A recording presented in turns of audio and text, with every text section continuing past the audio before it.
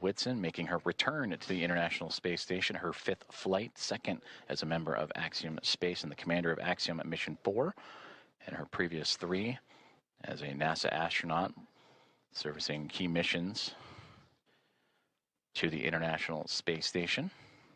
And a big part of the coming up in November, 25 years of continuous operations and humans on board the orbiting laboratory. And there she will welcome also first-time flyers and pilot Shubhanshu Shukla of ISRO, Sławomir Uznański-Wiśniewski of ESA, and Tibor Kapu of Hunor for Shukla, Uznański-Wiśniewski, and Kapu representing India, Poland, and Hungary. This will be those nations' first time visiting the orbiting laboratory.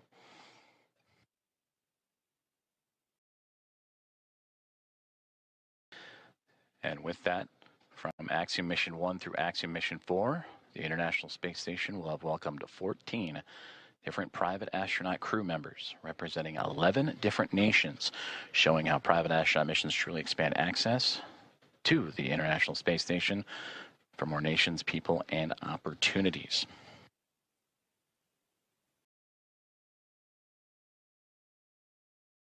On your screen, you see the clock counting upwards at the bottom, the T+, that is 1 day, 4 hours, 28 minutes, and now SpaceX Dragon.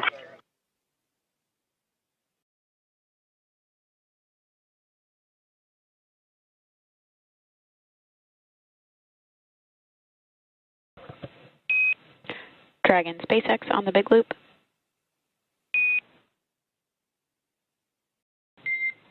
Dragon SpaceX ComCheck on Dragon to ground.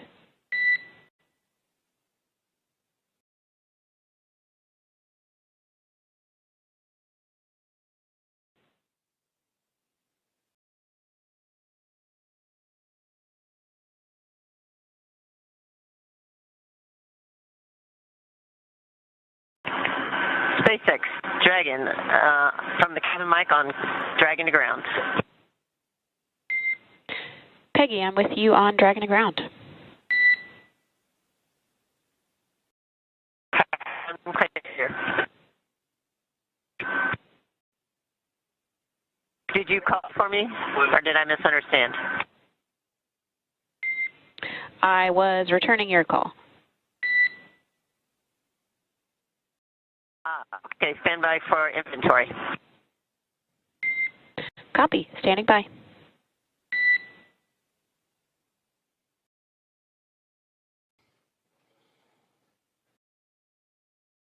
comm checks and communications there between the teams in Hawthorne, California and SpaceX and the SpaceX Dragon Grace spacecraft. As we heard earlier that they were troubleshooting some communications and looking to bring back on the big loop that connects the teams on the ground in SpaceX and NASA, as well as the teams in the International Space Station and the Dragon spacecraft itself.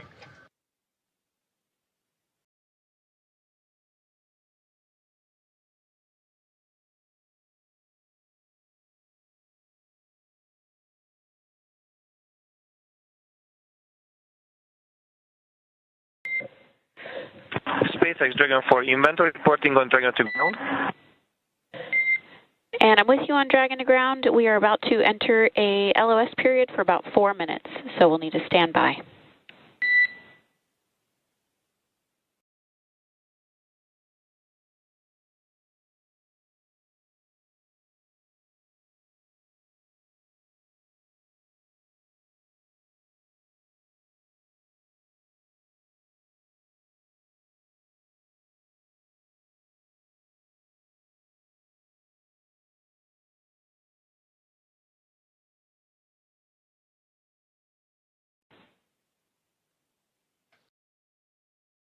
Communications between SpaceX and the crew aboard the SpaceX Dragon and Grace spacecraft, saying they are upcoming on a period of LOS, or loss of signal, that's anticipated as the International Space Station and the spacecraft orbiting around the Earth and transfer of satellite signals. Right now they are making their way over the southern Indian Ocean and about to head into a period of orbital nighttime, as we will get back views as soon as we have them.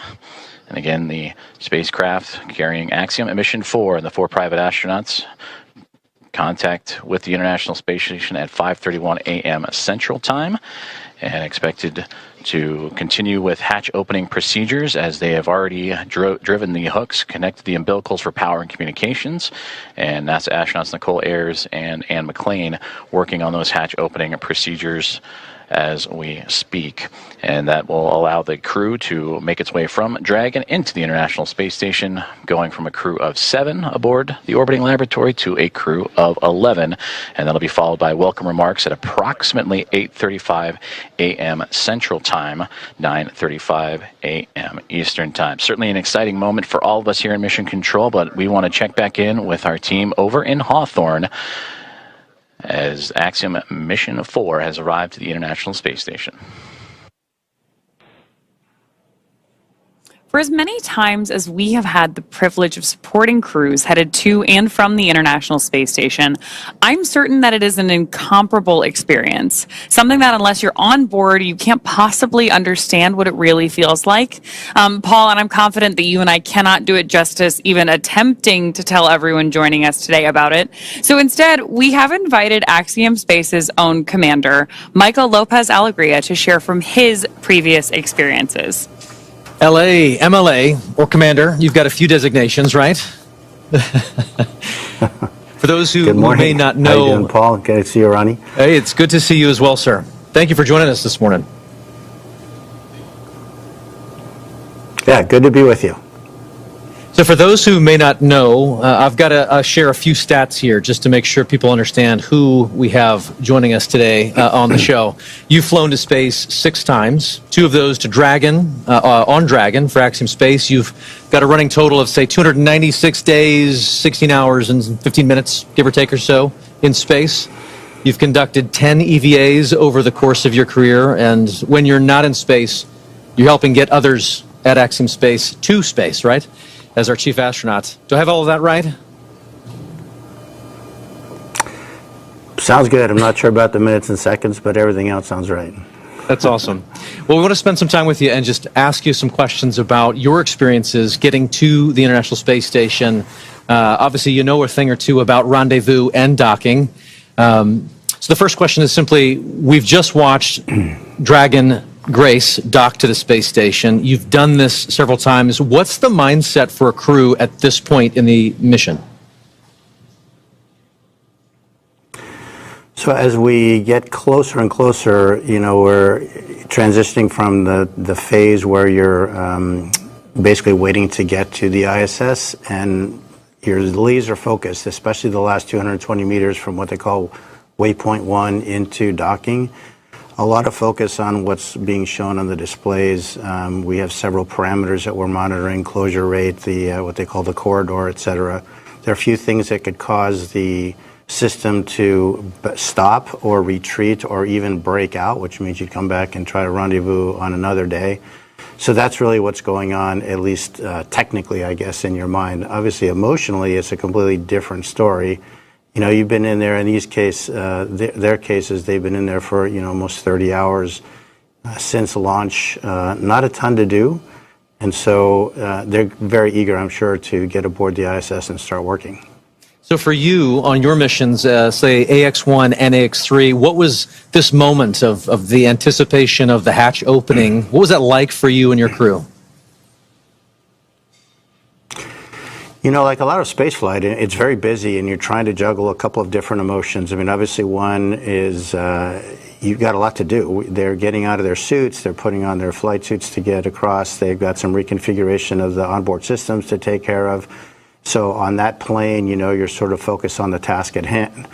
But secondarily, you're thinking, again, a lot about, you know, what it's taken to get here, what is this going to be like when I float aboard the ISS for the first time.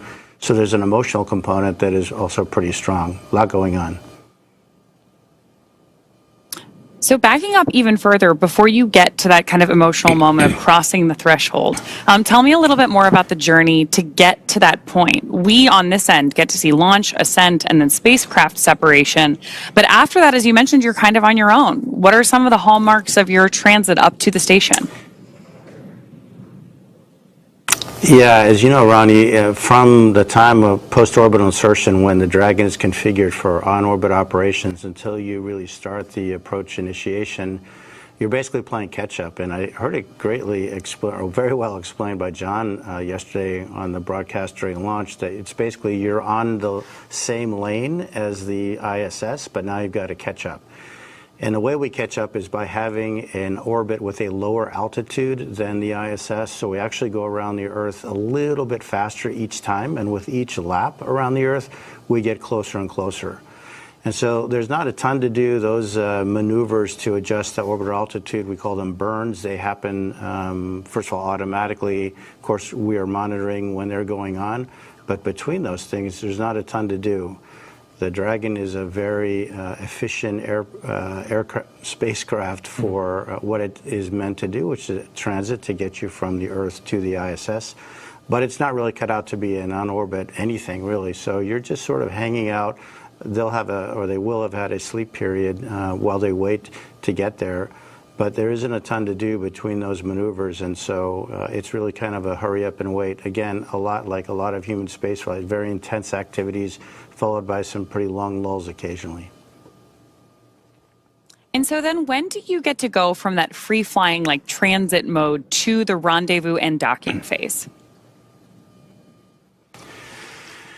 Yeah, so after that series of maneuvers to change the altitude, we start approach initiation. And I would say that the transition is really when the spacecraft starts pointing at the ISS. Until then, the attitude is really optimized for power and communications considerations. But when it gets beyond a certain point, it starts actually looking at the ISS, and then you start being able to pick it up in the displays through the forward-looking cameras that are on board.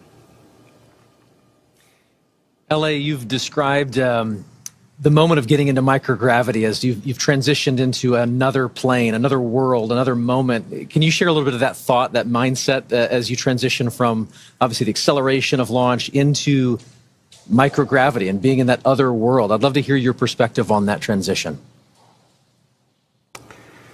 Yeah, you know, Paul, it's interesting. I mean, it really is kind of like a parallel universe in a way. We all live our lives in 1G pretty much our entire lives. But when you make that transition, it really is a very different sensation. For the first time you feel it, you can't even believe it. I mean, it's a little bit like the zero-G airplane that we are trained in, but of course, instead of lasting 20 seconds or so, it lasts effectively forever. And so that sensation, I mean, it just brings a smile to your face when you let go of something and it just stays hovering in front of you. And it just never gets old. It's really quite remarkable. I love it. And obviously our crew in Dragon right now is in that other plane, in that other world of microgravity, being constant. So we're walking forward. We're progressing towards this moment where the hatch will open and they are going to enter the space station. You've mentioned this already a little bit, but I'd love to just kind of unpack that some more. What is it like to just kind of float through that hatch and realize you're no longer in Dragon, you're now in the station? Yeah, think about the experience that these guys have had. I mean, they've been training in the mock-ups that look just like the ISS, but you're obviously walking around in there, you're not floating. So now they've experienced microgravity, but in the fairly confined spaces of the spacecraft. Once the hatch is open, it's a special moment, and as a commander, you really never get to see it because generally they go in first. But you can just feel their wonder as they float across the hatch, and they are actually in that environment that on the one hand looks so familiar, but in a different way feels very different because now you're floating and not walking through it.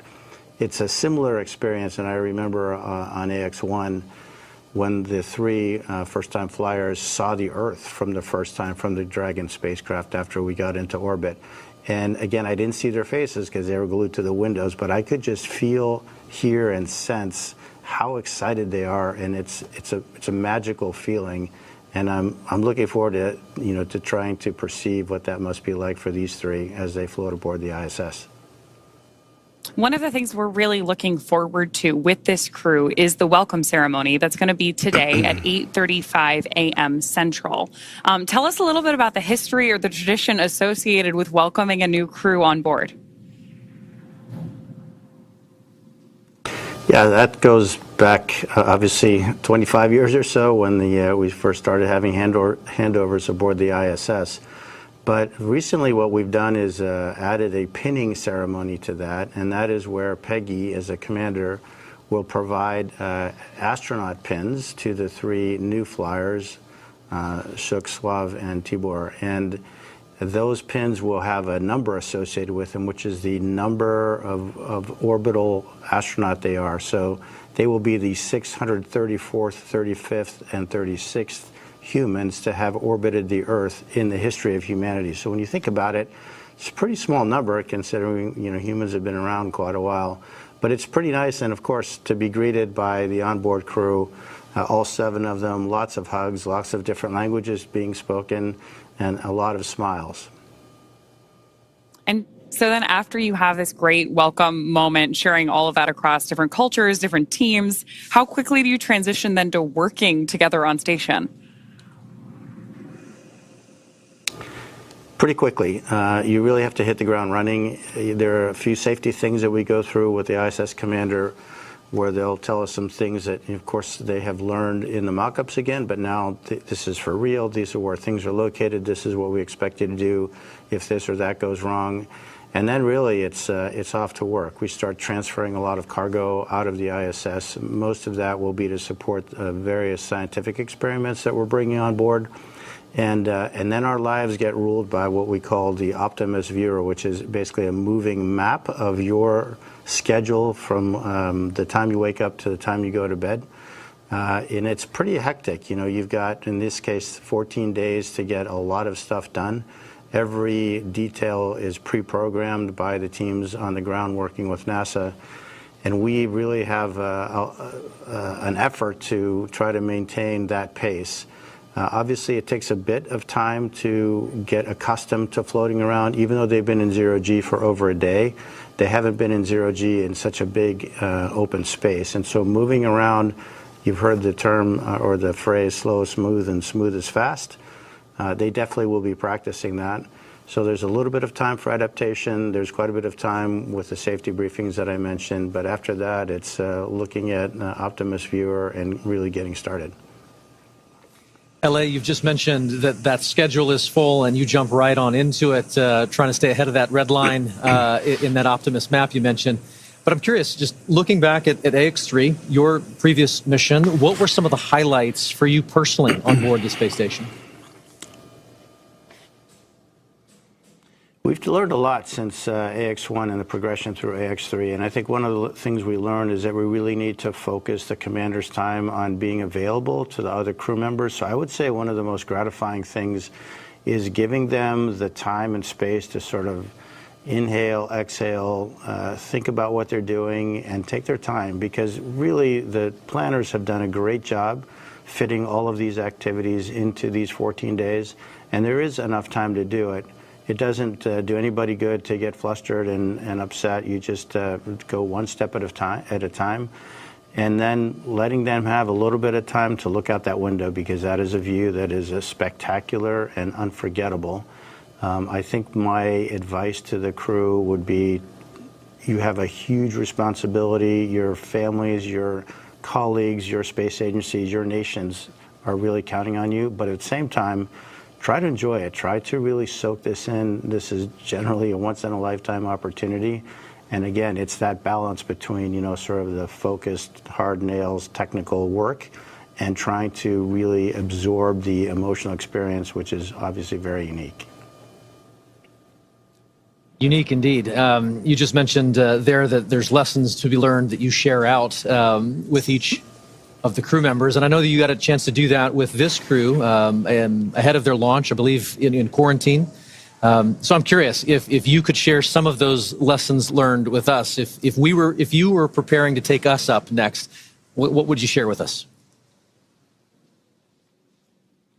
Well, the good news is that, Peggy has done this a time or two herself, and her crew will probably be as ready as anyone that you can imagine. So my time with this crew was pretty short and pretty informal because of A, her experience, and B, the training that, as I mentioned, has evolved since AX1 to the point that I think we have it pretty well suitcased in terms of what to train, what not to train, and how much of each. Again, my advice to them is try to absorb it, try to be as cognizant of what's going on, because it is that parallel universe, again, that's hard to get to. And the more of that you can sort of soak away in the recesses of your mind, the better. Because I'm quite convinced that this crew in particular is extraordinarily well trained, and they'll have no issue getting through their timeline and all their activities that they have to do. I just want them to think about the stuff that they can do and take advantage of the amazing experience that they're having. Commander, thank you so much. We truly could spend the next hour talking space with you. Thank you for sharing your time and your perspectives with us this morning. You bet. It's been a pleasure. All the best. Thank you. You too. With that, we're very excited to hand the ball back over to NASA Johnson Space Center, where we're going to get a further update on the progress on board station and our AX4 crew. Joseph? Thank you very much, Ronnie and Paul. We appreciate it, and great interview there with Michael Lopez Alegria.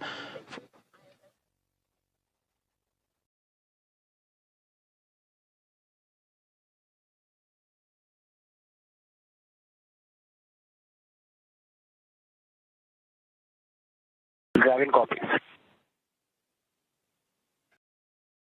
A great update right there to bring us right back into what's been happening and all the key milestones of the hatch opening process and the docking process for Axiom and Mission 4, its team on the Dragon Grace spacecraft, and have connected to the International Space Station. You heard that power and the connection with the umbilicals. Everything has been established.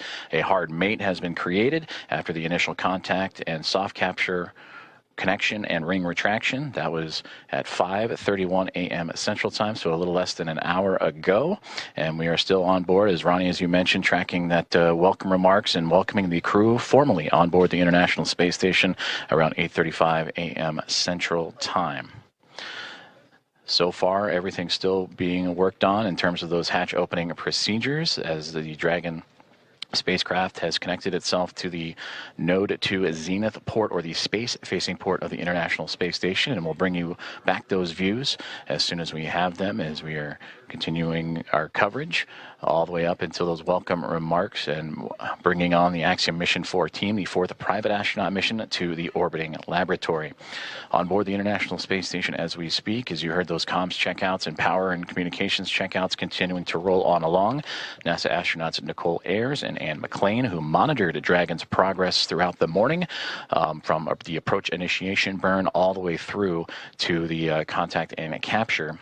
They are beginning those hatch opening procedures, and we'll continue to look at the APAS hatch and the pressurized mating adapter. That's the space that separates between the International Space Station and the Harmony module and the Dragon spacecraft itself. And in there, those series of hatches, the APAS hatch is, and the vestibule, of course, is what needs to be pressurized to allow for the APAS hatch on the International Space Station side to be opened and stowed away. And then from that angle, then it'll allow for the Dragon team to open up their side of their hatch. And once the pressure is equal between Dragon, the vestibule, and the International Space Station, that'll allow for the crew to come on board the orbiting laboratory and bring the crew, the Expedition 73 crew, which right now is a crew of 7, and welcome in their guests, Axiom Mission 4, and bring up the total to 11. There you can see on your screen the International Space Station and the Dragon spacecraft together orbiting over the southeasternmost portion of Australia, and they are in an orbital nighttime period right now, and that'll stretch on for another few more moments, and we hope to have those great views of the space station and the Dragon spacecraft once the sunrise and orbital daytime has returned. And again, tracking an 8:35 a.m. Central Time welcome remark. And shortly before then, you'll see the crew, and we'll have all that coverage and views of the Axiom Mission 4 team making its way into the orbiting laboratory. And again, a great interview there with Michael Lopez Alegria, commander, former NASA astronaut and commander of Axiom 1 and Axiom 3. And the ISS, the International Space Station, ready to welcome in Peggy Whitson, a former NASA astronaut, on her 5th flight, second with Axiom as commander of Axiom 2 and now of Axiom Mission 4, and bringing in pilot Shubhanshu Shukla of ISRO, Sławomir Uznański-Wiśniewski of ESA, and Tibor Kapu of Hunor, each representing India, Poland, and Hungary respectively. It'll be the first time that those 3 nations have been on board the International Space Station. And that'll bring 14 different private astronaut crew members representing 11 different nations to the orbiting lab, showcasing the strength of private astronaut missions and how it expands access to the International Space Station at low Earth orbit for more nations, people, and opportunities. So we continue to follow along with the hatch opening procedures that Nicole Ayers and Anne McLean of NASA each working diligently through, and we'll continue to provide updates as they arrive. During that interview, we did hear that there was some troubleshooting that they're working on the big loop that has since been resolved. So we should hear communications on that big loop that connects both the Dragon spacecraft, the International Space Station, and the teams on the ground here inside of Mission Control Houston and the International Space Station Flight Control Room at NASA's Johnson Space Center, and well, the teams in Hawthorne, California, and the Mission Control Room at SpaceX.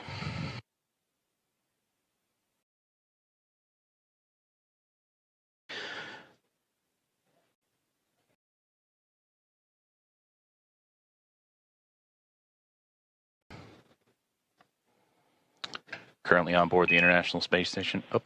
Station Houston on the big loop for PMA.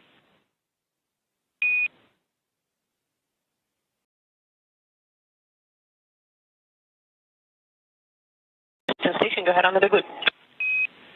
Hey, we're about to get you into your next activity, but in the meantime, would you mind setting up a video of the PMA so that we could watch the crew ingress? You can use the Node 2 Camera 1 or Camera 2. That's in work. Thank you.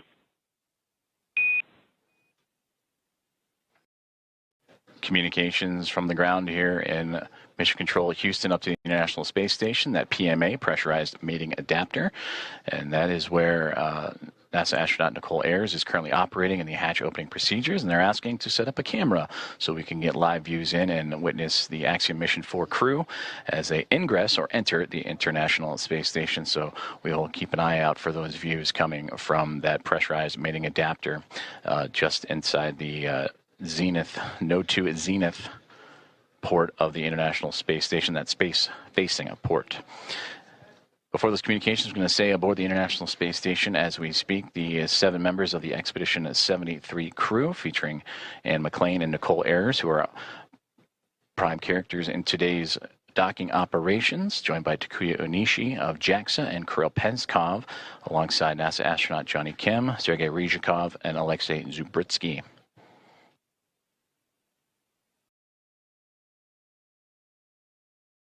You heard during the interview with Michael Lopez Alegria some of those key milestones and celebratory moments that he celebrated in his time as the commander of Axiom at Mission 1 and Axiom Mission 3 earlier, bringing those first-time flyers in Shubhanshu Shukla, Sławomir Uznański-Wiśniewski, and Tibor Kapu into microgravity for the very first time. The International Space Station also featuring first-time flyers Nicole Ayers and Kirill Peskov, alongside with Johnny Kim and Alexei Zubritsky. For Ayers and Peskov, they recently just celebrated their 100th day in orbit this past Monday. You actually have both Node 2 cameras on. You guys are welcome aboard. Fantastic. Those are great views. Thank you.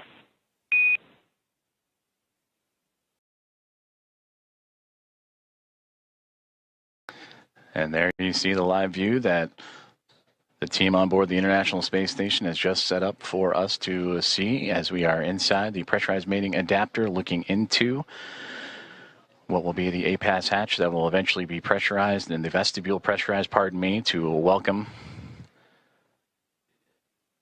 Axiom Mission 4 crew aboard once everything is equal in pressure from SpaceX Dragon to the vestibule to the International Space Station, and the hatches on the Dragon and Space Station side are open. Everything will be on schedule to welcome in the 4-member crew.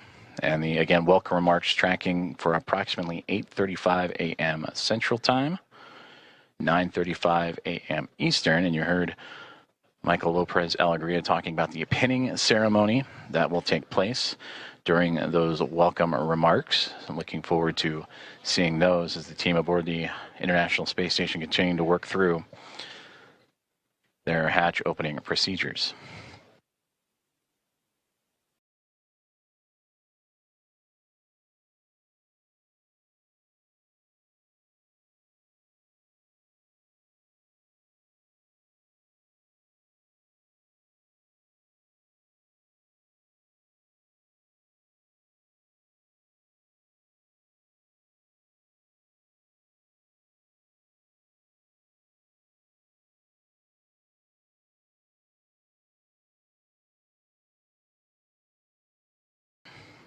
And a big part of the coming up in November, 25 years of continuous operations and humans on board the orbiting laboratory.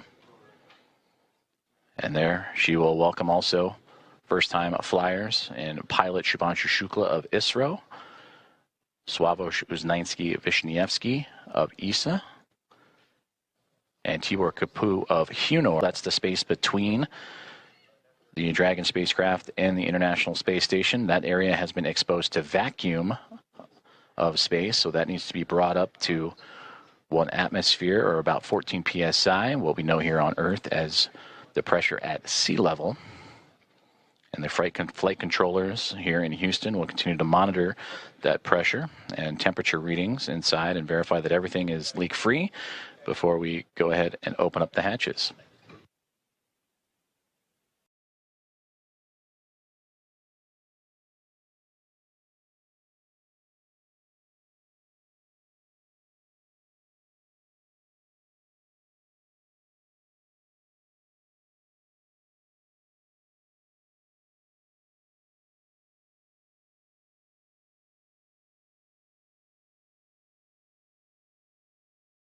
Just received communications from the team here inside the International Space Station Flight Control Room that the vestibule leak check has been successful, and it is good.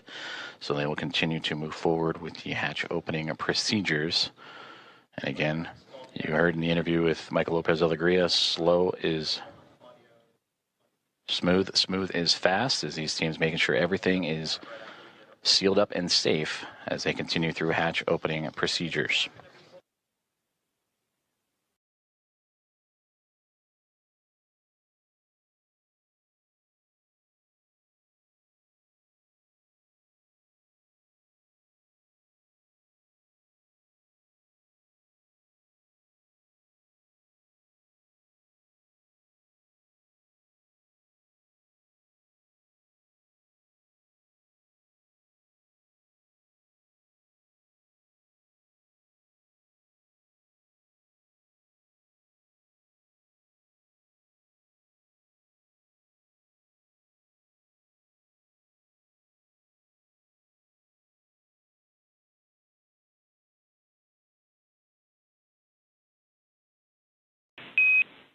Station Houston on the Big Loop. We are doing some more troubleshooting for the C2V2 audio issue, so Big Loop is going to be down for another 5 minutes. In the meantime, you are go to pick up in step 3.1 of 2.102, and NASA TV should be available on VME TV now.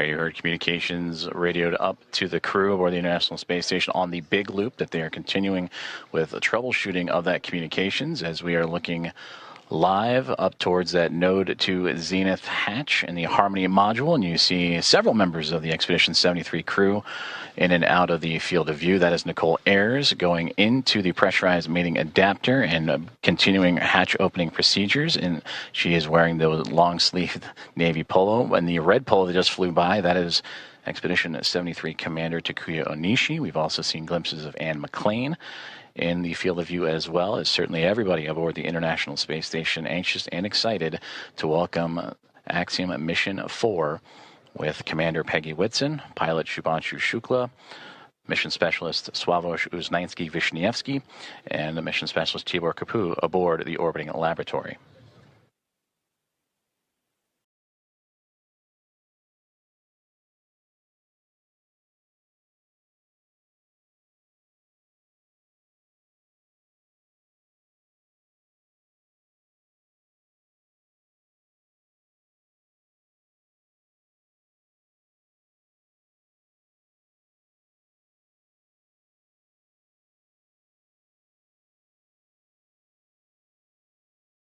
This is Mission Control Houston. If you are just joining us, you are following along with live coverage of the docking and soon-to-be hatch opening and welcome remarks of Axiom Mission 4 to the International Space Station.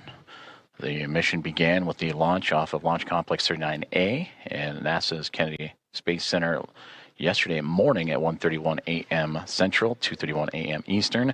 That took them on a journey that was a little more than a day to get them to the orbiting lab. They have since docked, and contact was at 5:31 a.m. Central Time. And after the connections made, the hooks driving to form the hard mate, umbilicals with power and communications connections all run.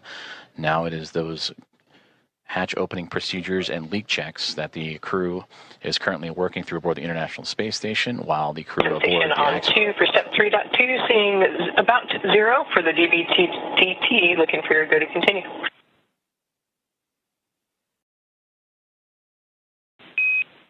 We see the same. You're go to proceed.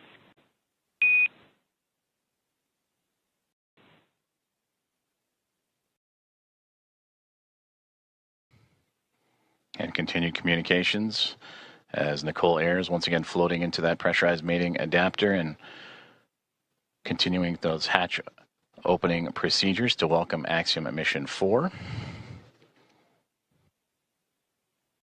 The target welcoming remark ceremony time, 8:35 a.m. Central.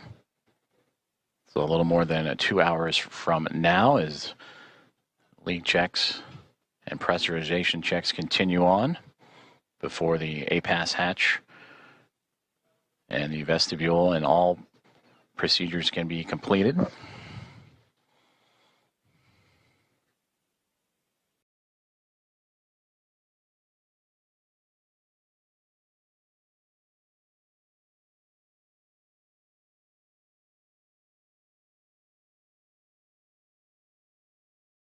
A great view of some of those procedures as Nicole Ayers, again, you can see her with that right hand turning the crank and working on that hatch to continue those procedures.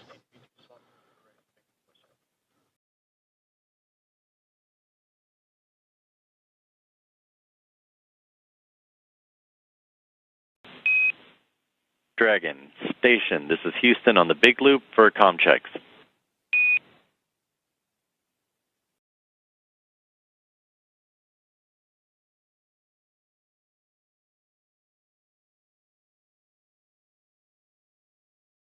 Dragon has you loud and clear.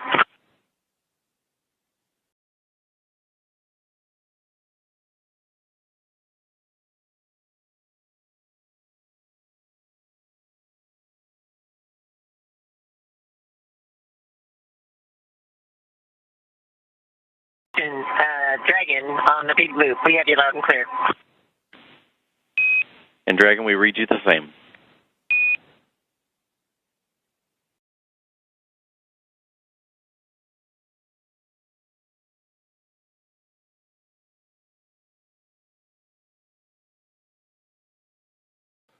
Great communications checks there as the teams on the ground continuing to work on those communications between the International Space Station and the ground, as well as the teams here in Mission Control Houston and Dragon, as we are watching live inside of the International Space Station up into the Node 2 Zenith hatchway, as NASA astronaut Nicole Ayers continuing with her hatch opening procedures.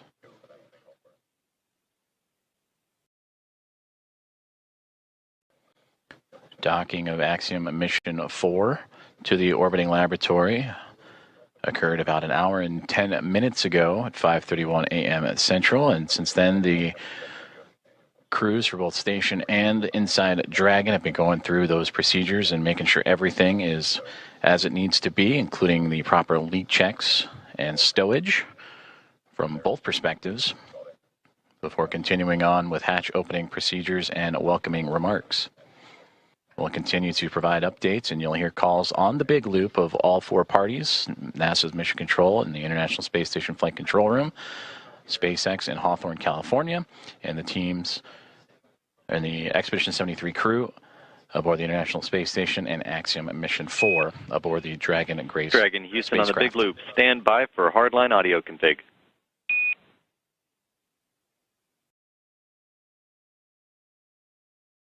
Dragon copies.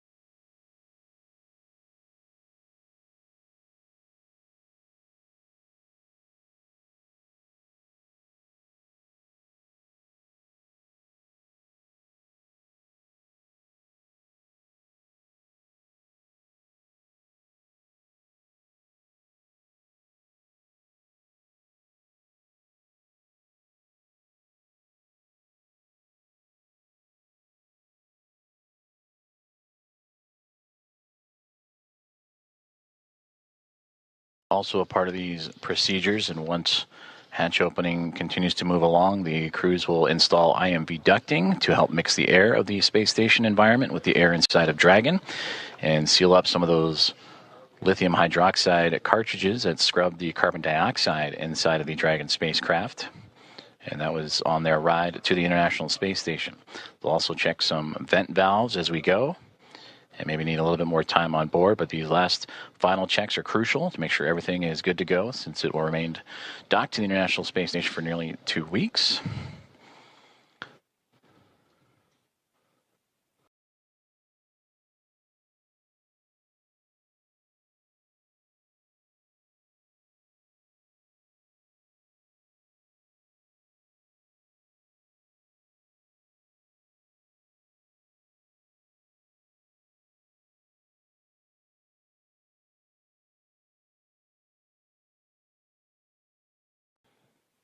With the arrival of Axiom Mission 4 and the Dragon Grace spacecraft, newly named and given by Peggy Whitson, commander of Axiom Mission 4, shortly after launch yesterday morning, that now brings 5 spacecraft to the International Space Station, 2 Dragon spacecraft, a Soyuz MS-27 spacecraft, and 2 Progress vehicles, cargo vehicles, attached to the orbiting outpost.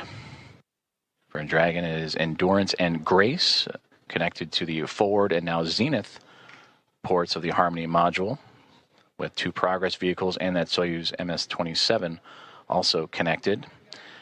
And once the Axiom Mission 4 crew makes its way aboard station, that'll bring, since 1998, 288 visitors to the orbital outpost.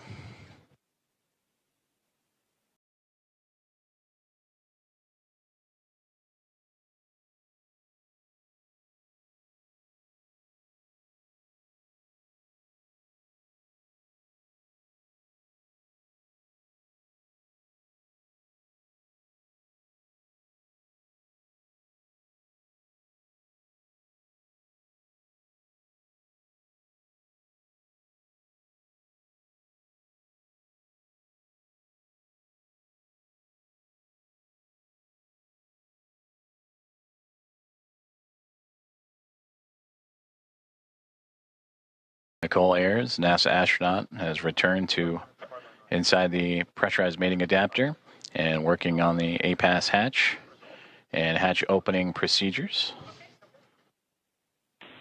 as we continue to get great Dragon views from Houston on the inside the Big Loop. International Space Com Station. check. Hardline audio configuration complete, and we have resolved the audio issues on C2P2. That sounds great because we have you loud and clear. We read you the same.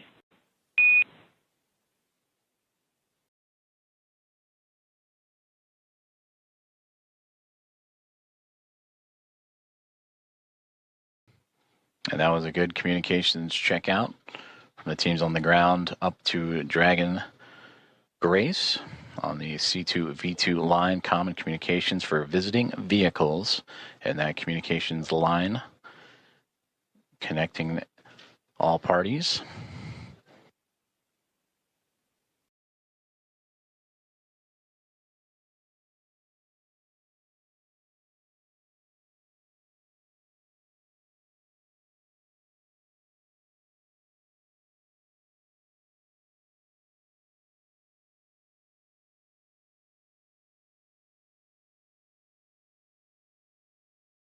As we continue to work through hatch opening procedures and again targeting approximately 8:35 a.m. Central Time for welcoming remarks as the International Space Station and Expedition 73 crew bring in and welcome aboard Axiom Mission 4. Both the orbiting laboratory and the newly docked SpaceX Dragon spacecraft over the northern Pacific Ocean, about to cross into the west coast of North America, right along the U.S.-Canadian border. And also around that time, we'll start seeing an orbital daytime period as Dragon and the International Space Station have been orbiting in a nighttime phasing.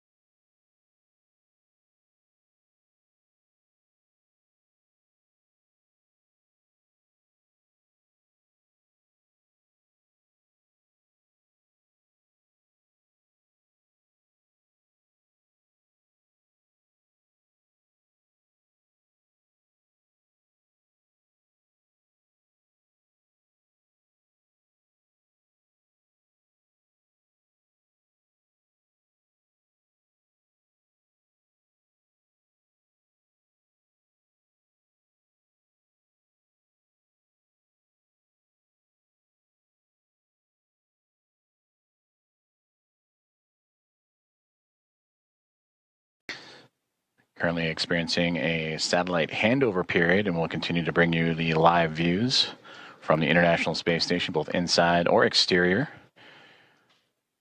Once communications is established, which should be here in the next few moments. Until then, you can see on this map where exactly we're talking about, where the station and Dragon orbiting over the Pacific Ocean and about to cross over North America and over the northernmost territories of Canada.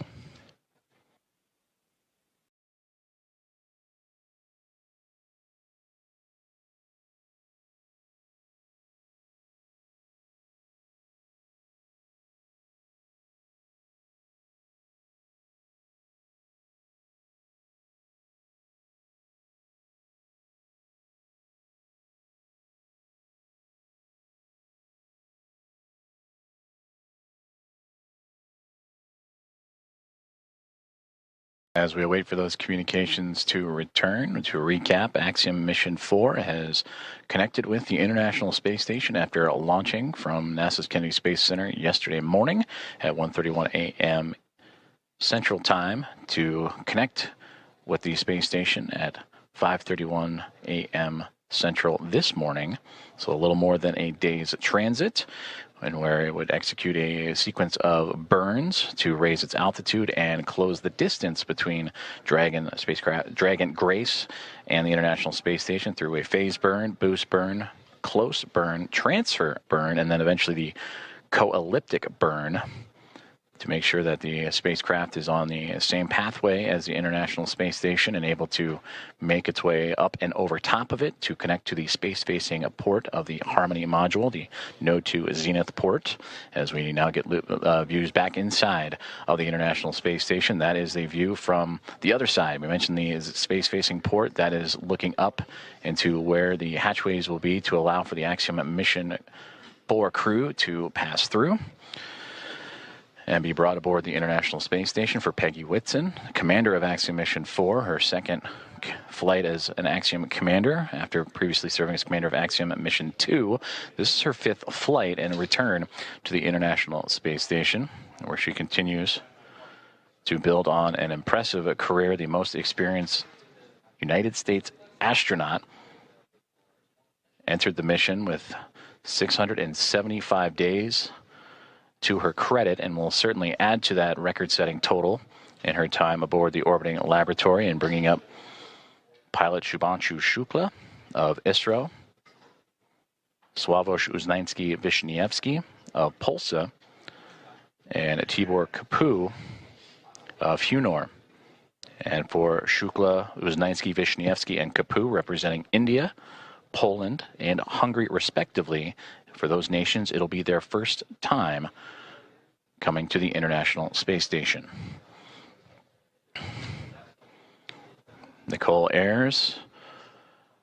And the last one into the hatch, I believe that was Anne McLean making her way in as they continue to work through hatch opening procedures.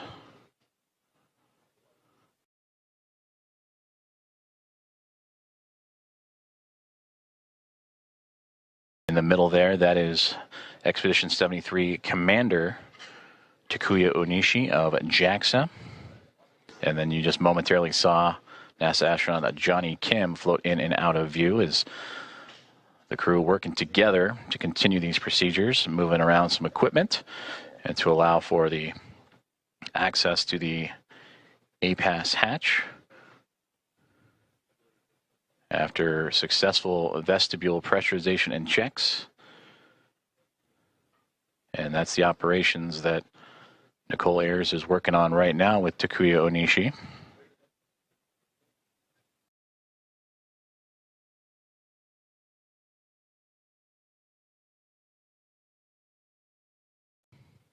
And Johnny Kim with camera in hand to document these procedures.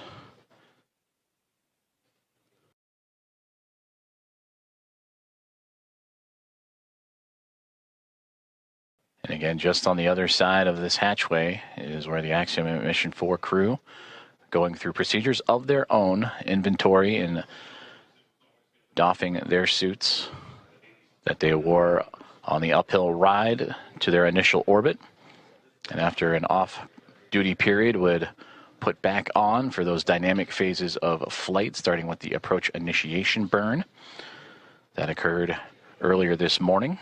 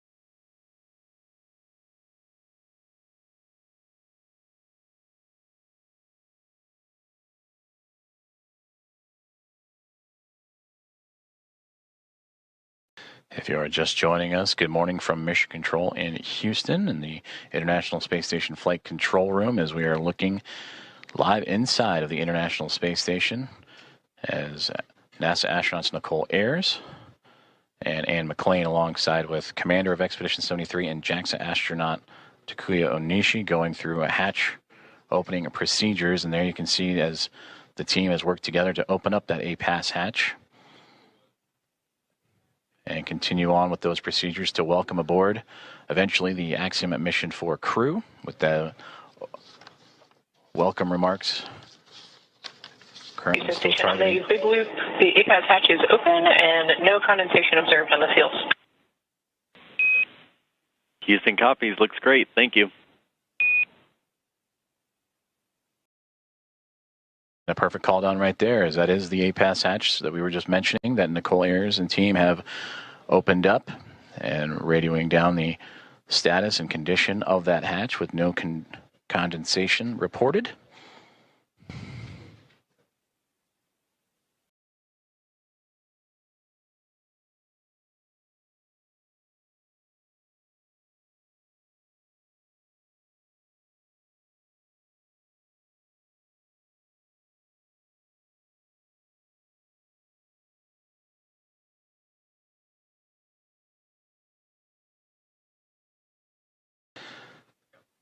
And as Nicole Ayers continues to work on that hatch, you'll also see that hatch be covered up to give an extra level of safety to allow for the Axiom Mission 4 team to pass smoothly without having to worry about any additional hazards as they pass through the vestibule and pressurized mating adapter and eventually into the Harmony module of the International Space Station.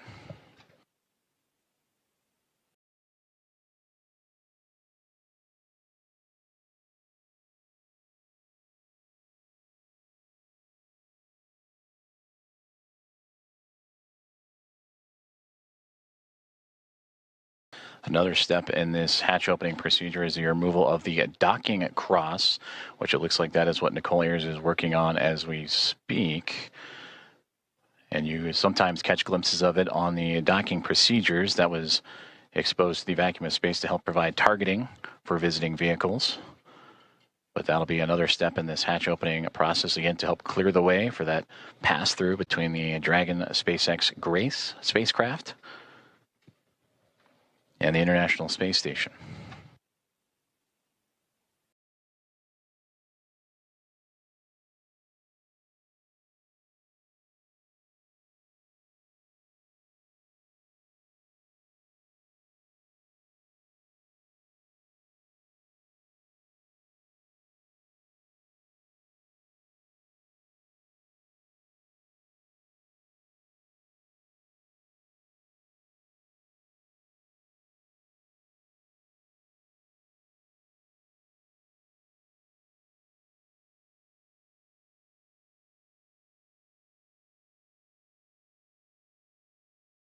Hatch opening procedures continuing to move along for the teams aboard the International Space Station and Axiom Mission 4 as we draw closer and closer to the anticipated hatch opening and eventual welcome remarks.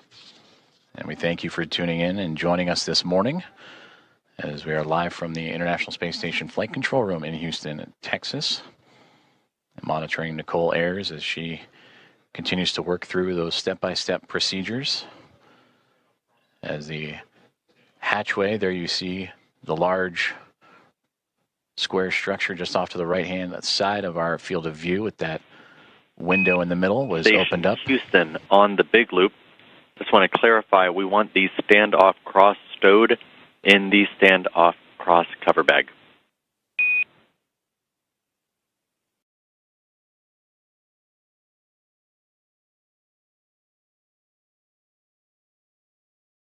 Station copies.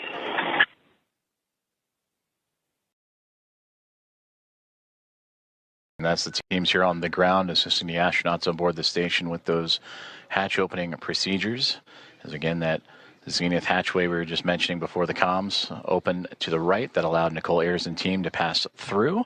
And that docking cross that was just removed will be inserted into its own bag. And there is NASA astronaut Ann McLean to join Ayers in the hatchway and continue on with those procedures as they now look to cover up the APAS hatch, which was just opened a few moments ago, to provide an extra layer of safety and protection for astronauts passing through.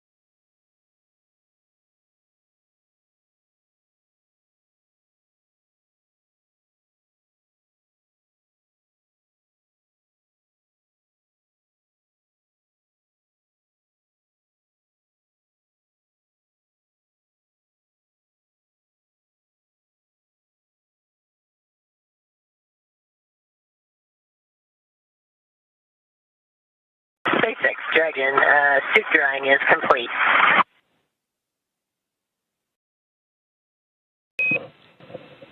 And Dragon, we copy on the big loop, suit drying complete.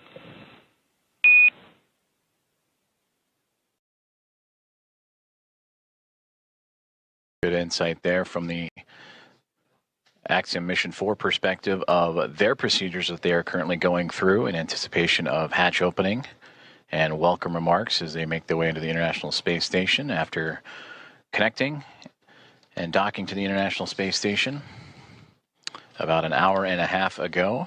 5:31 a.m. Central, 6:31 a.m. Eastern.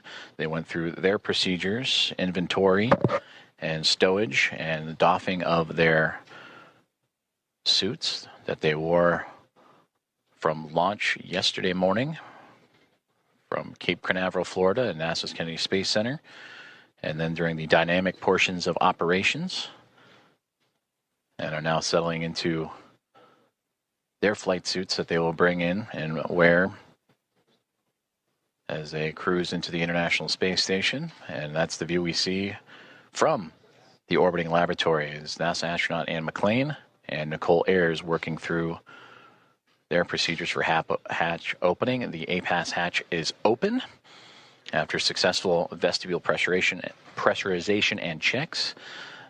They are now covering up that APAS hatch. SpaceX Dragon in step 5 of 2.102. We're waiting your go for hatch open. Dragon, SpaceX copies on the big loop. You are standing by for hatch opening. We are waiting for hardline connections to be complete. I'll call back with a go. Okay, thanks. Sorry to rush you.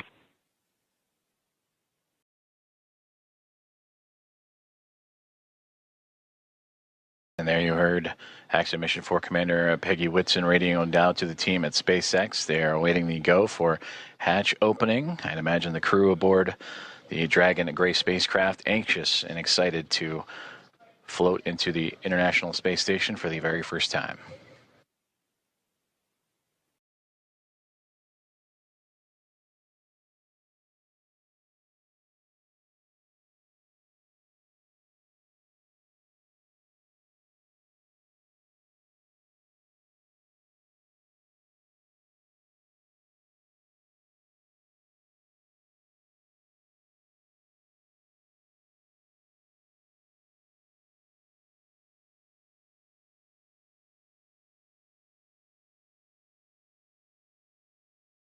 And you just saw that orange ductwork or hose-like piece of equipment that Anne McClain and Nicole Ayers were just operating with. That's a part of helping mix the air between the International Space Station and the Dragon spacecraft.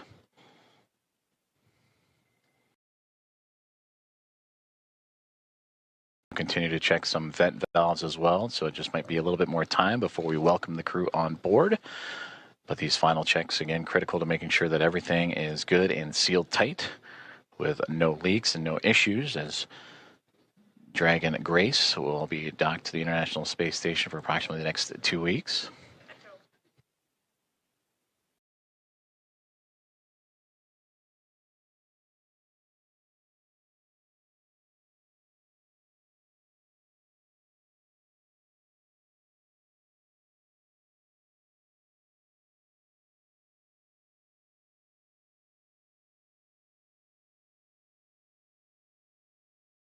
And SpaceX station is ready for Dragon hatch equalization.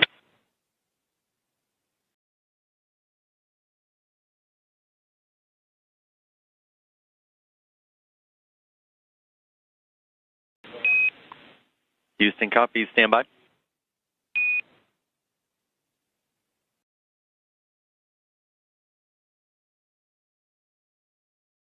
Another step in those hatch opening procedures is Nicole Ayers just radioed down for the SpaceX Dragon hatch pressurization and equalization. As you see the pop of flash bulbs aboard the International Space Station being documented, and plenty of smiles from the Expedition 73 crew as we draw closer and closer to hatch opening and welcoming Axiom Mission 4 aboard the Orbital outpost.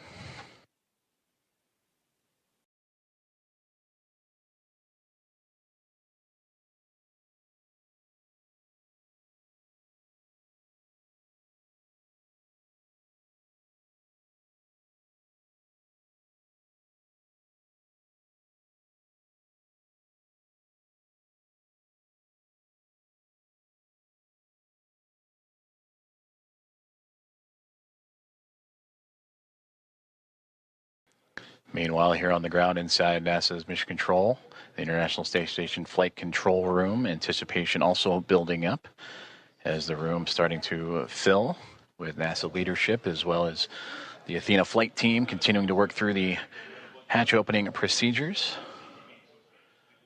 Flight Director Allison Bollinger closely monitoring every step of the way as Nicole Ayers is continuing to work through each checkpoint on her list. That's what you saw on the little tablet that she was referring to, making sure every step is covered as she has now floated back into the pressurized mating adapter across the APAS hatch.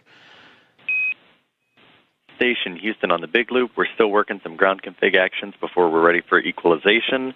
In the meantime, can we get confirmation that the standoff cross went into the standoff cross bag? We were unable to tell from the video. It was in there when you guys called. Thanks. Copy, thanks.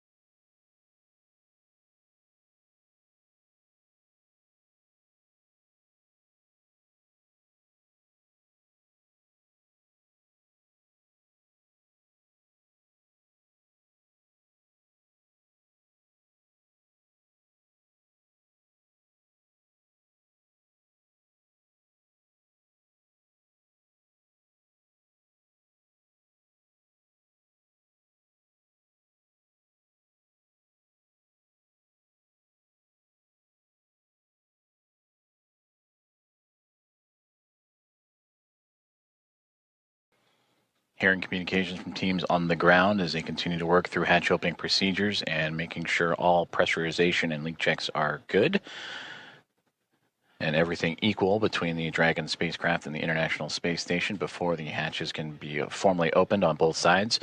You can see into this hatchway, the space-facing port, or into the space-facing side of the Harmony module aboard the International Space Station and the International Docking Adapter that welcomed the connection of Axiom Mission 4 at 5:31 a.m. Central Time earlier this morning. And since then, the crews aboard both the Dragon Gray spacecraft and International Space Station have been diligently working and continue to monitor the progress of that hatch opening with teams on the ground also following suit.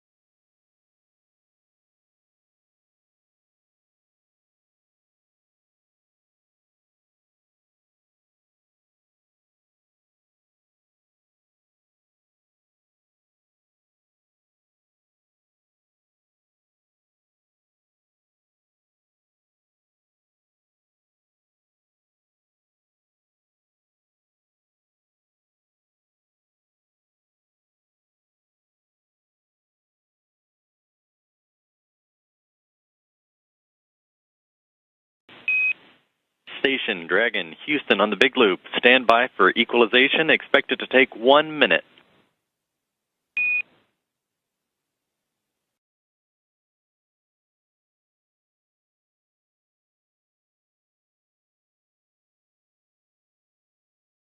Station copies 1 minute. Dragon copies 1 minute.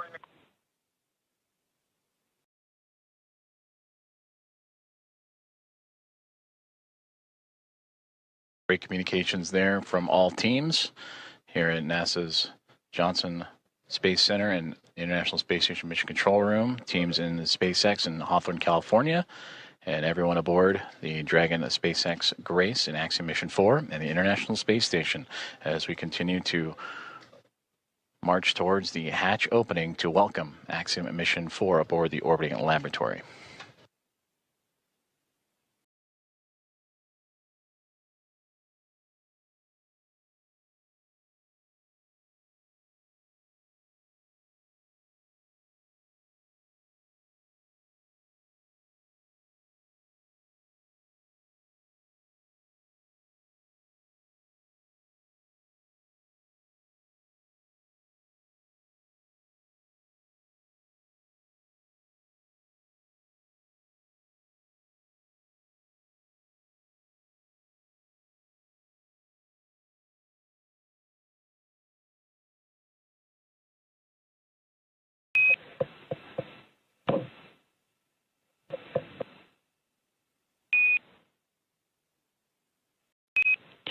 Dragon SpaceX on the big loop, you are go for hatch opening per the decal, followed by the remaining actions in procedure 4.400, section 6. Dragon copies, go for hatch open and remainder of steps in 4.400.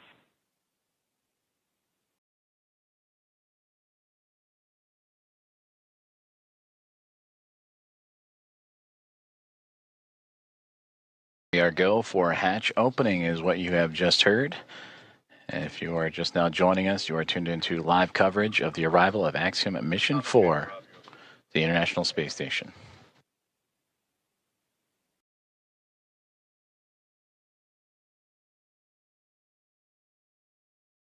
SpaceX Dragon, hatch is coming open.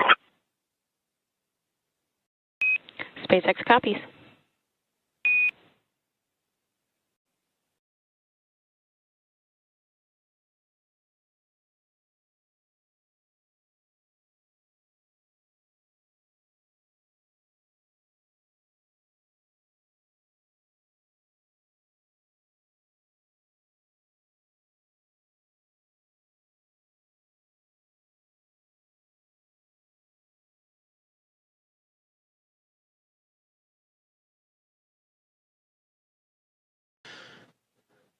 Expedition 73 crew anxiously awaiting as we just received the go for hatch opening to welcome Axiom Mission 4 into the International Space Station. There you see Ann McLean in the foreground working on the tablet, alongside with Johnny Kim on the far right-hand side, NASA astronaut, and then Roscosmos cosmonaut Kirill Peskov next to him, with Alexei Zubritsky and Sergei Ryzhikov, also of Roscosmos, in that mix. And right there in the middle, almost standing, if you will, from our perspective, is Expedition 73 Commander and JAXA astronaut Takuya Onishi.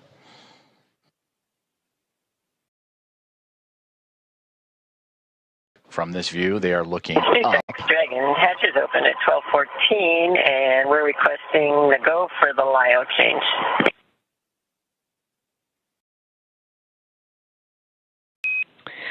Copy 12:14 Zulu hatch opening time, and you are go for LiO swap.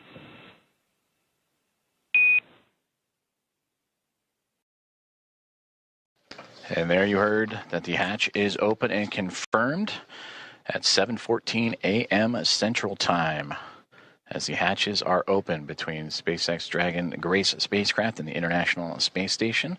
Again, 7:14 a.m. Central, 8:14 a.m. Eastern.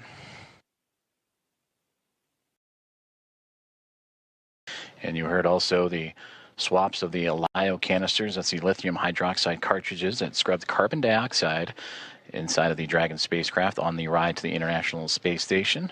Also, Nicole Ayers out of view, but if from this perspective, looking up, she is operating with the Axiom Mission 4 team to help refresh the air and cycle air between the two craft as they continue a few more procedures before floating across and into the orbiting laboratory for the first time.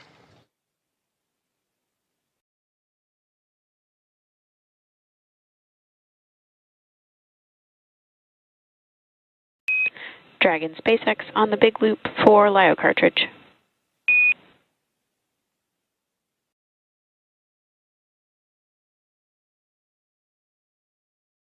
Head for LiO cartridge. Just looking for clarification on your next action there. We're tracking LiO cartridge sealing per 2.102 step 6.5. Oh, okay. In my procedure, I had for the instructions on the decal for section.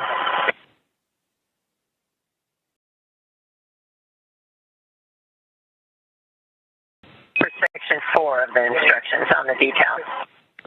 And copy that, Peggy. We'll defer to the instructions in 2.102. Okay, that's where we are.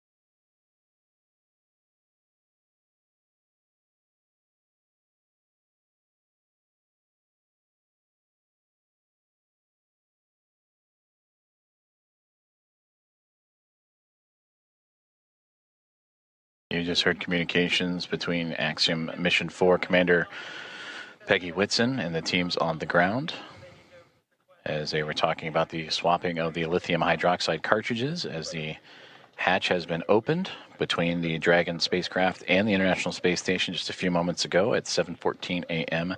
Central Time. And this is a view inside the International Space Station, looking forward, if you will, as the astronauts and cosmonauts aboard are looking up. That is towards the space-facing port of the Harmony module. That's where they are in now. If you were to keep going forward, if you will, that is the forward port, which currently is occupied by Dragon Endurance from Crew 10. And a great microgravity demonstration of the camera that Alexei Zubritsky is using to help document and be a part of the welcoming committee for Axiom Mission 4 here in the next few moments.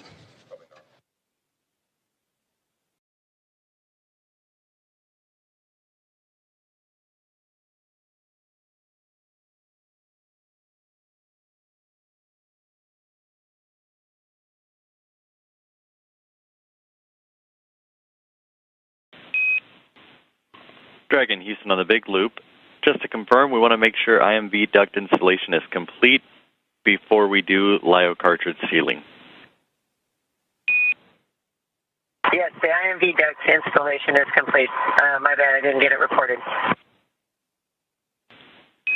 Houston copies.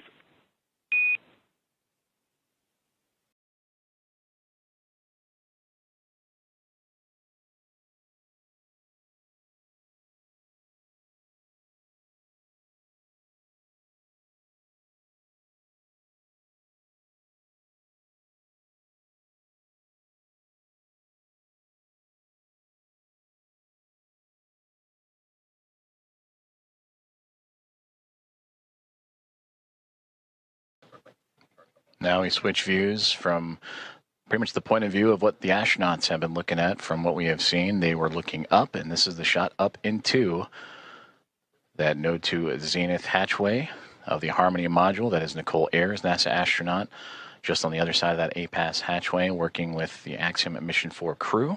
You heard them talking about IMV ducting and LiOH cartridges. That IMV ducting helps mix the air of the International Space Station environment with the air inside of Dragon.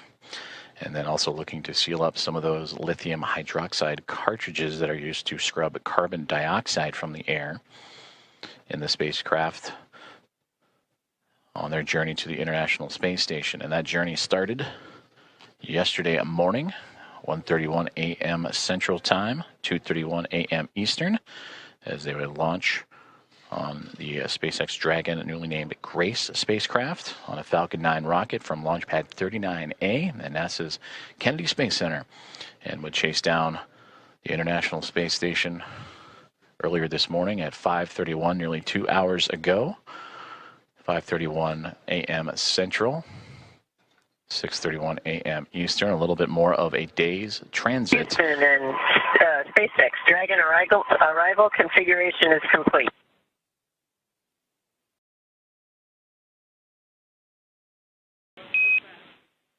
Houston copies. SpaceX copies.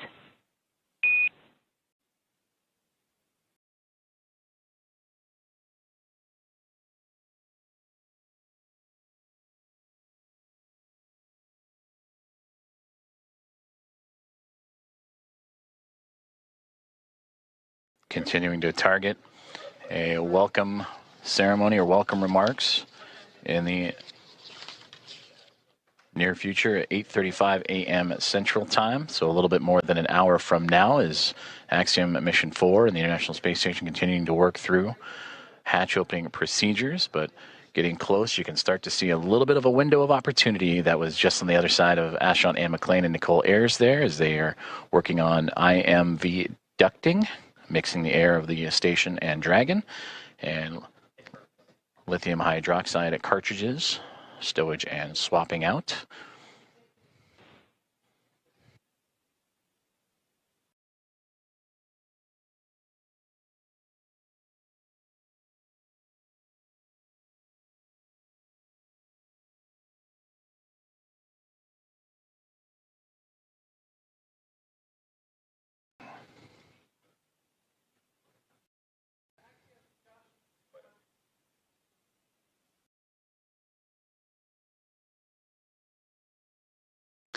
So Anne McLean and Nicole Ayers are starting to clear out the hatchway, and we are going to see the first views of Axiom Mission 4. Commander Peggy Whitson, the first one across the A-Pass hatch, receiving great big hugs from Nicole Ayers and the Expedition 73 crew. Axiom Mission 4, welcome aboard the International Space Station. Pilot Shubhanshu Shukla is the next one to come across, representing ISRO. It is his first space flight for Peggy Whitson, her return to the International Space Station on her fifth flight, second as a member of Axiom Space.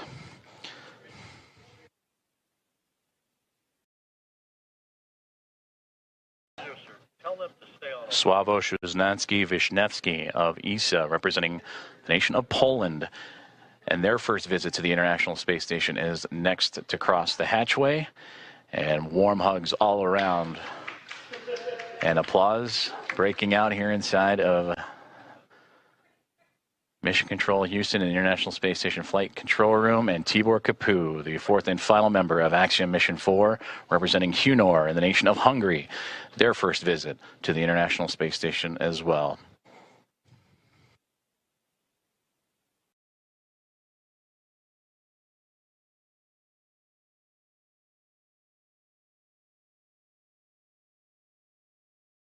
Great big hugs and handshakes across all members of Expedition 73 and Axiom Mission 4 is Anne McLean and Nicole Ayers of NASA, along with Johnny Kim, Kirill Peskov, Sergei Ryzhikov, and Alexei Jabritsky of Roscosmos, and Takuya Onishi, commander of Expedition 73 and of JAXA, with handshakes and hugs for Peggy Whitson, Shubhanshu Shukla, Sławomir Wisniewski, and Tibor Kapu. And with their arrival to the International Space Station, that now makes 288 visitors to the orbiting laboratory.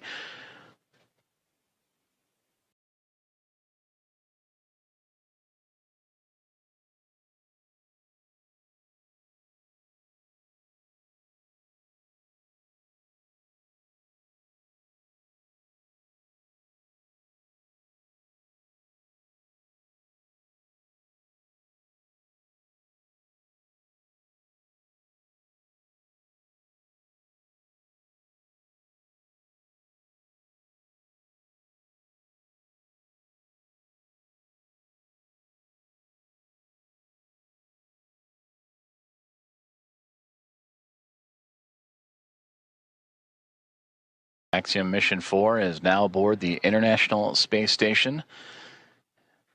Commander Peggy Whitson, in her return to the orbiting laboratory, her fifth flight. 3 is a member of NASA, and her second as commander of Axiom, an Axiom Space private astronaut mission, commander of Axiom 2 and here of Axiom 4. Regaling the crew with smiles and stories. To her left, or our left from her viewpoint, to her right, Sławomir Wisniewski of ESA, Shubhanshu Shukla to her left of ISRO, and Tibor Kapu on that far right-hand side of our viewpoint.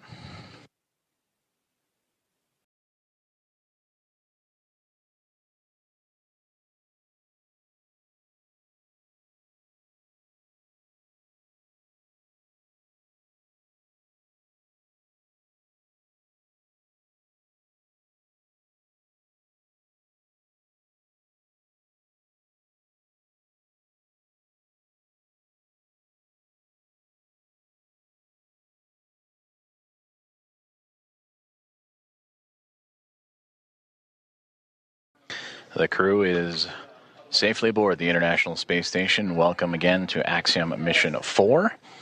And we are continuing to target a formal welcome remark from the crew and being joined by the Expedition 73 team as well. That'll be at approximately 8:35 a.m. Central Time. And from there, they will receive a safety briefing and begin their nearly approximately 2-week mission aboard the International Space Station, in which they will participate in around 60 research investigations representing 31 countries, with more than 24 of those experiments sponsored by the ISS National Lab.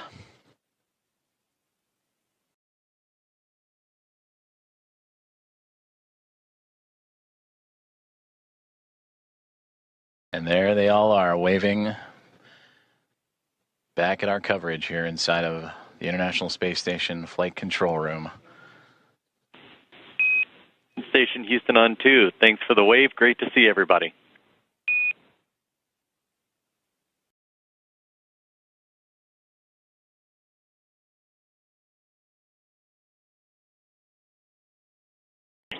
Houston Station, we're happy to be here. It's so great to be here finally. It was a long quarantine.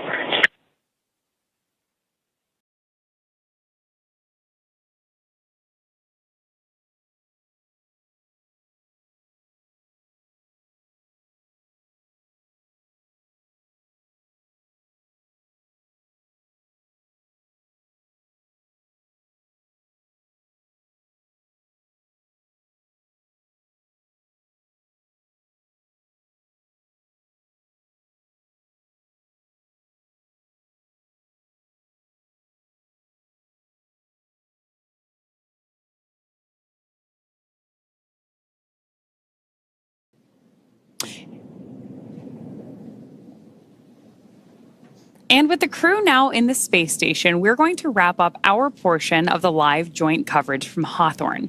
It's been an honor to support Axiom Mission 4 thus far, and we wish the crew a successful time on the space station. We're, of course, also looking forward to joining AX4 again when it's time to return home. Ronnie, from launch to docking, it has been an absolute pleasure sharing this desk with you. What has been years in the making for India, Poland, and Hungary is now well underway. Axiom Space and NASA's joint coverage will continue from here through to the welcome ceremony as Peggy, Shubhanshu, Swavesh, and Tibor start their 2 weeks aboard the orbiting laboratory. Over the course of our crew's time on station, we will be producing mission updates from Axiom Space's own space station development facility in Houston, Texas. So we invite you to follow the progress of AX4 on axiomspace.com and through Axiom Space's social media channels. So with that, on behalf of SpaceX, Axiom Space, and NASA, thank you all for tuning in to watch. While our stream on X is coming to a close, coverage of the welcome ceremony now continues on NASA Plus, axiom.space/live, and Axiom Space's social channels. With that, we'll turn it back over to you, Joseph. Have a great morning, everyone, and go AX4. Go AX4. Thank you very much, Paul and Ronnie, and thank you for joining us on this morning's broadcast as we continue on with our live coverage of the arrival of Axiom Mission 4 to the International Space Station, the fourth private astronaut mission to arrive to the orbital outpost, and the first since January of 2024. We just saw the crew of 4, including Commander Peggy Whitson, Shubhanshu Shukla, pilot of ISRO, Swavesh Uznanski-Vishnevsky, and Tibor Kapu of ESA and HUNORT, respectively, crossed the hatchway and into the orbital outpost for the very first time. We're continuing to follow along as we'll wait for the formal welcoming remarks that are currently scheduled for roughly 8:35 a.m. Central Time, so a little bit more than an hour to go as the crew continues to settle in. After you heard the remarks from Peggy Whitson mentioning the long quarantine, the ride up, which took a little bit more than a day's time to do so, as the teams here in the International Space Station Flight Control Room and special guests in the viewing room at the back of your screen on hand to witness this special moment and also to be a part of a handover period as the Orbit 1 team wrapping up their day's work, which certainly was busy. That saw the multiple burns as the Dragon spacecraft named Grace would continue its transit to catch up to the International Space Station, and ultimately docking at 5:31 a.m. Central Time with that initial contact. The soft capture turned to hard capture and mating. Hatch opening procedures took about 2 hours or so to complete, with teams on both sides inside the Dragon spacecraft and the International Space Station meticulously checking for leaks and going through each procedure step by step before that moment we just had a couple moments ago at 7:14 a.m. Central Time, in which the hatch was opened and the astronauts of Axiom Mission 4 floated on through to the International Space Station. We're currently experiencing a transition in communications satellites. That's nominal and to be expected, so we will bring you back those views inside the International Space Station once we have them. But again, the teams here inside of the International Space Station Flight Control Room. Orbit 1 team wrapping up a great day's of work, or great morning's work, that saw 4 new members join the orbital outpost to bring up the attendance to now 11.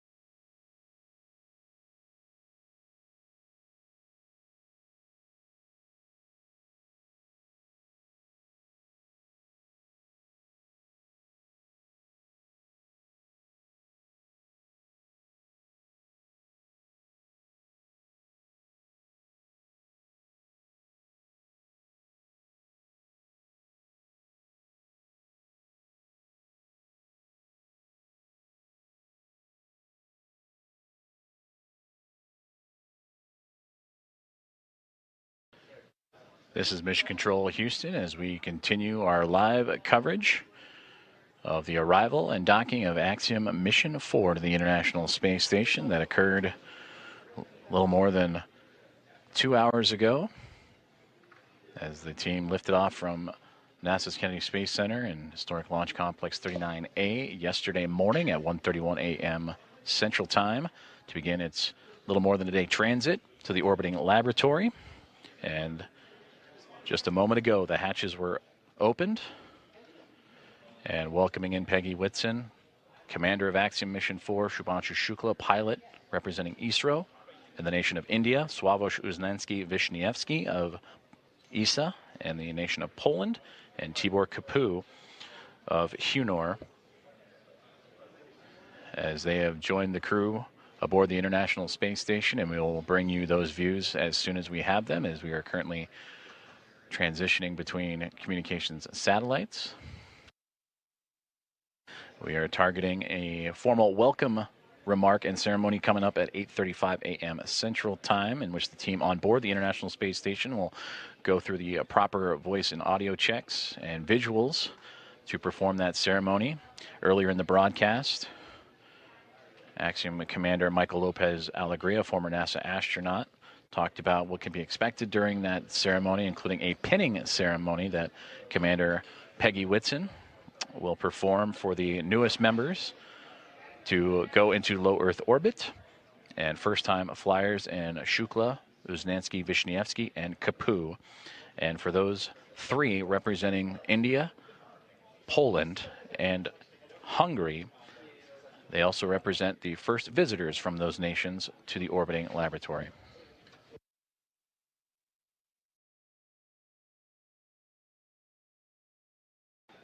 You're currently seeing live views inside of the International Space Station Flight Control Room as the teams on the ground here in Houston are currently undertaking a handover period over Orbit 1 team that had the early morning hours and monitored Dragon's approach and docking. We'll hand over to the Orbit 2 team, which will then take over for their shift of the day.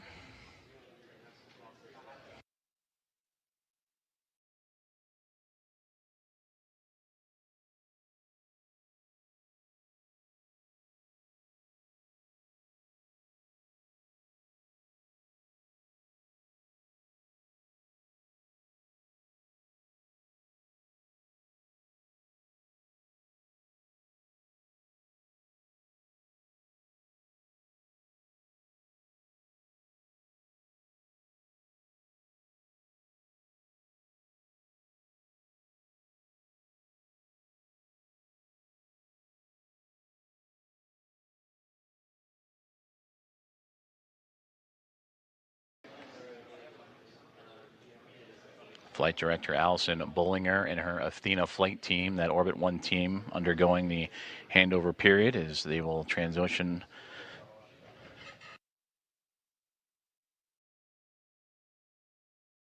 to the Orbit 2 squad, as we'll continue to follow along with live commentary and updates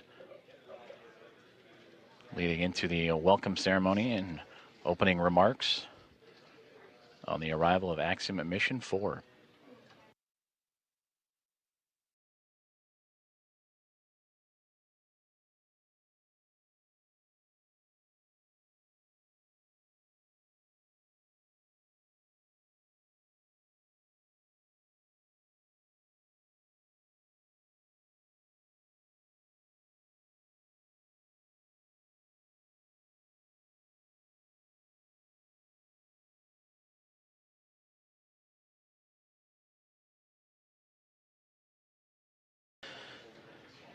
Flight Director Vincent Lacourt and his Destiny flight team, the next on tap in this handover period.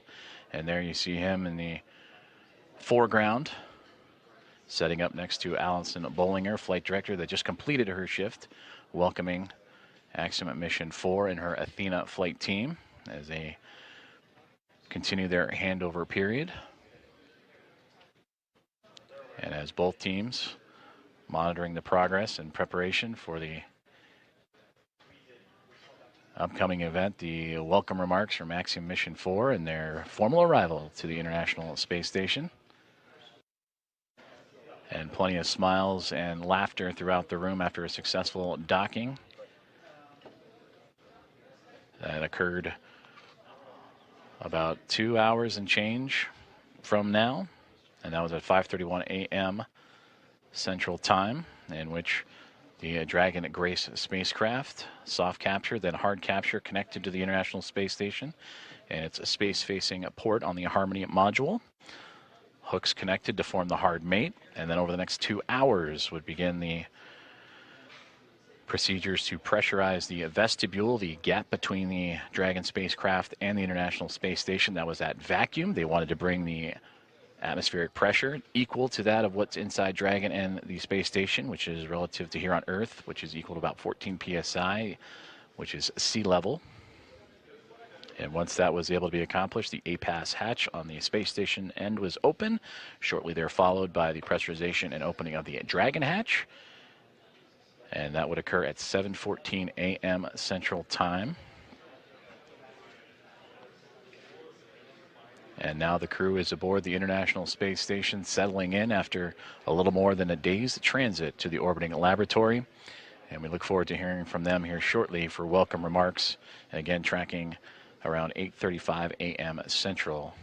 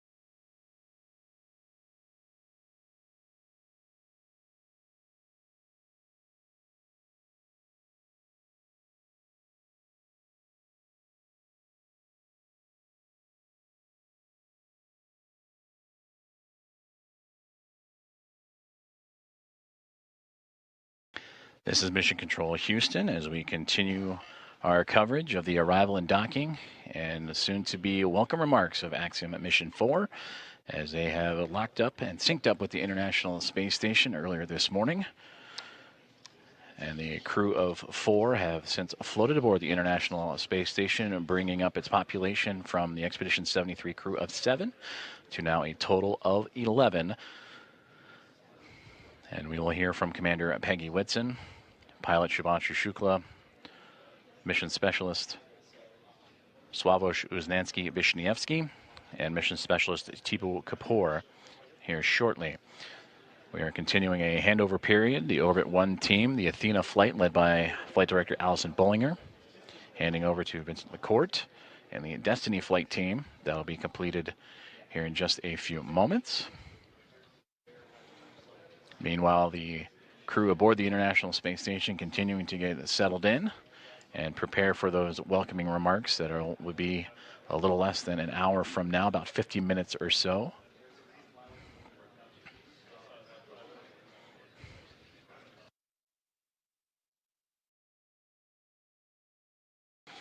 The Axiom Mission 4 team that just arrived and entered the International Space Station shortly after the opening remarks will settle in and recover, and soon to get to work as they will participate in around 60 science investigations representing 31 countries, and more than 24 of those experiments sponsored by the ISS National Lab. They'll also participate in a wealth of outreach activities that they will participate during their approximately 2-week mission.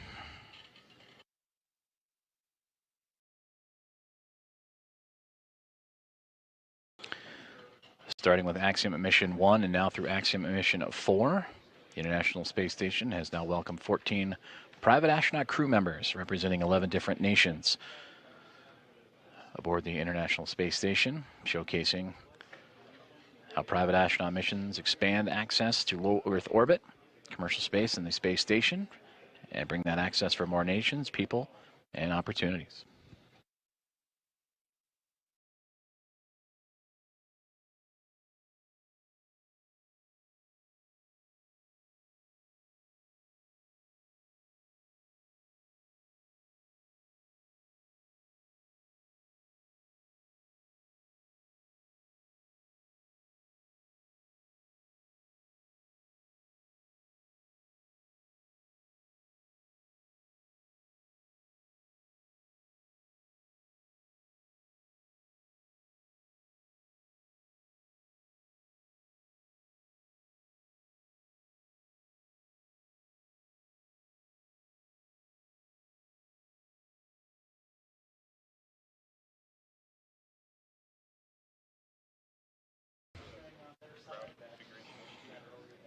The views you are seeing now are from the external cameras on board the International Space Station, looking at the Dragon spacecraft as the vehicles now enter an orbital nighttime period.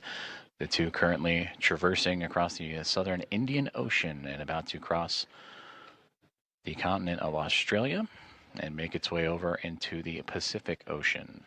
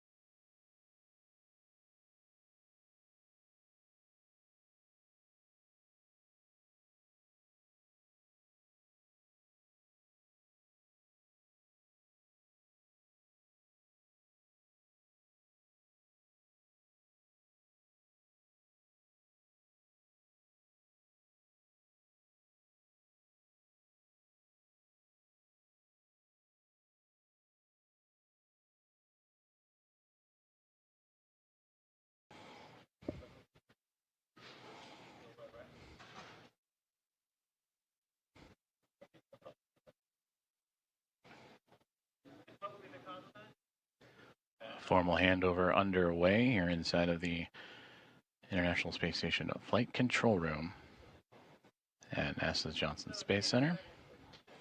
As the teams on the ground, Orbit 1 team, Allison Bollinger, Flight Director, in her Athena flight, handing over to Vincent LaCourte and the Destiny flight team, who will take over and continue to monitor the progress of the arrival of Axiom Mission 4, who are aboard the International Space Station, hatch opening between the SpaceX Dragon spacecraft named Grace, in which that hatch would open up at 7:14 a.m. Central Time, and the crew of 4, Peggy Whitson, Subhanshu Shukla, Sławosz Uznański-Wiśniewski, and Tibor Kapu, welcomed with smiles, photos, handshakes, and hugs from the 7-member Expedition 73 crew that feature NASA astronaut Anne McClain and Nicole Ayers, along with Johnny Kim, JAXA astronaut Takuya Onishi, Kirill Peskov, Sergei Ryzhikov, and Alexei Zubritsky of Roscosmos.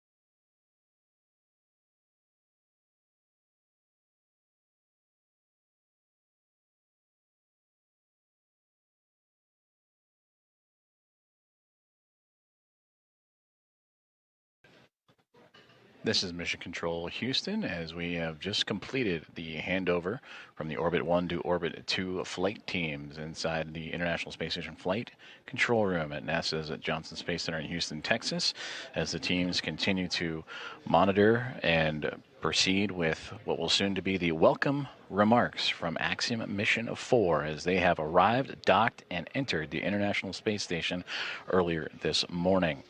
They would launch towards the International Space Station yesterday morning, starting their transit that lasted a little bit more than a day. And they would make their way starting at 1:31 a.m. Central Time with that launch. And then they would begin their transit with a sequence of burns to chase down the orbiting laboratory. And then earlier this morning,